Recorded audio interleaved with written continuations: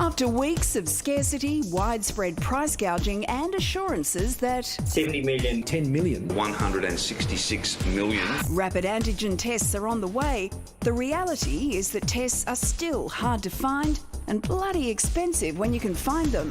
And yet, tomorrow, federal and state governments are launching a free rapid test program for Australia's 7.5 million concession card holders through a national network of participating pharmacies. Thing is, many of the participating pharmacies are warning the program is dead on arrival. I believe about 90% of pharmacies won't have any rapid test kits. And with such a worldwide shortage, as we all know, they're very hard to source. With high supplier prices, pharmacists who are able to secure stock have to make a tough choice. There's times where pharmacists will have to get it from third parties at a higher cost. If that price exceeds the rebate from the government, there's no way that particular pharmacy will provide those expensive rapid tests to the concession card holders because they'll be making a loss. But suppliers say that it's global demand driving high prices. So we have to compete on the global market for rapid antigen tests. And when you're competing for a small number of supplies with a large number of purchases, the inevitable is that the price will go up. Additionally, there are long-standing orders for clients who predate the run on rapid tests by pharmacies and big retail. So for a number of months now, the major purchasers of rapid antigen tests have been the large grocery chains to be testing their warehouse and distribution staff, large corporate organisations, the Commonwealth Government for their aged care facilities.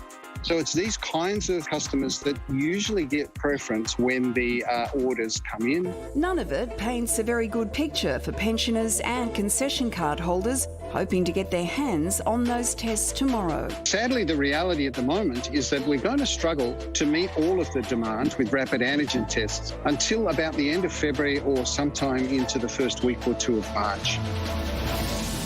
So that all sounds like a long way away. Yesterday, I walked past my local chemist and it actually had a sign out the front saying rapid antigen test for sale in here. Went in, got a couple, there wasn't a queue, and it was kind of weird. I felt like I was in a movie. Like, is this really happening? Well, I've had the complete opposite, whereas everywhere I have gone, there's been signs out the front, but they've said, we do not have rats. There are no rats here at all. For a while, I was using that website, Find a Rat.